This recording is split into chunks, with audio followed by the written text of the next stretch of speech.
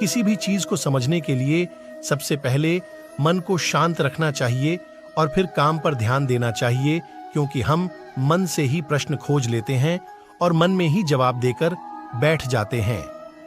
भगवान कृष्ण ने मन को शांत रखने के लिए 2 चीजें बताई हैं।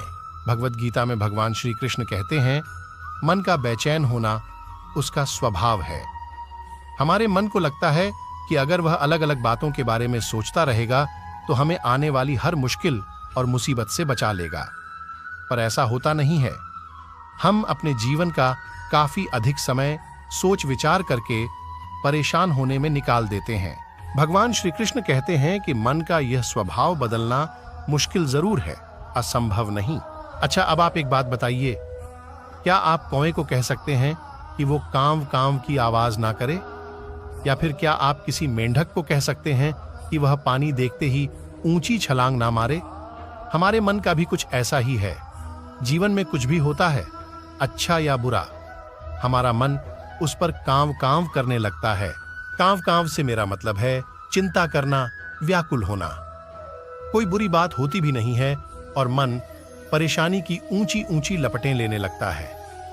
कभी कभी तो मुझे ऐसा लगता है कि हम में से कई लोग सिर्फ परेशान होने के लिए जीते हैं।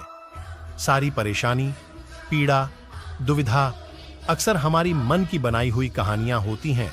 भगवान श्री कृष्ण हमें हमारे मन को शांत और स्थिर करने के लिए 2 उपाय देते हैं। पहला, ध्यान लगाना या मेडिटेशन करना। दूसरा, वैराग्य भाव सीखना। अब ध्यान या मेडिटेशन शब्द सुनते ही आप में से कई लोग कहेंगे कि आप आंख बंद कर सांसें अंदर बाहर नहीं ले सकते। यहां हम सब गलती कर बैठते हैं। मेडिटेशन या ध्यान का मतलब सिर्फ आंख बंद कर बैठना नहीं होता। मेडिटेशन का मतलब होता है अपना पूरा ध्यान किसी चीज पर लगाना और उसे हटने नहीं देना। अगर आप रोटी बना रहे हैं तो सिर्फ उस बात पर ध्यान दीजिए। अगर आप पिक्चर देख रहे हैं तो अपना पूरा ध्यान पिक्चर पर लगाएं। यह मत सोचिए कि पिक्चर देखकर आप अपना कितना वक्त बर्बाद कर रहे हैं। जब आप जीवन के हर छोटे बड़े काम को पूरे ध्यान से करते हैं तो आपका जीवन ही एक मेडिटेशन बन जाता है। ऐसे जीवन में शांति, स्थिरता, साहस और सफलता का होना अनिवार्य है। वैराग्य भाव, दूसरा उपाय।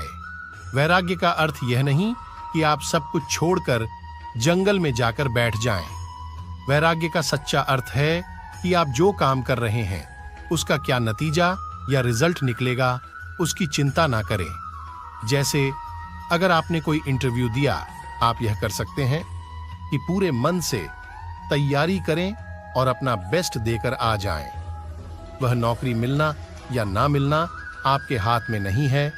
इस नतीजे के पीछे अलग अलग चीजें हैं जो आपके बिल्कुल कंट्रोल में नहीं। तो जिस चीज के बारे में आप कुछ कर नहीं सकते उसके बारे में चिंता भी ना करें। यही वैराग्य का सच्चा मतलब होता है। और यही है भगवान श्री कृष्ण का दूसरा उपाय, मन को चिंता की लपटों से बचाने का।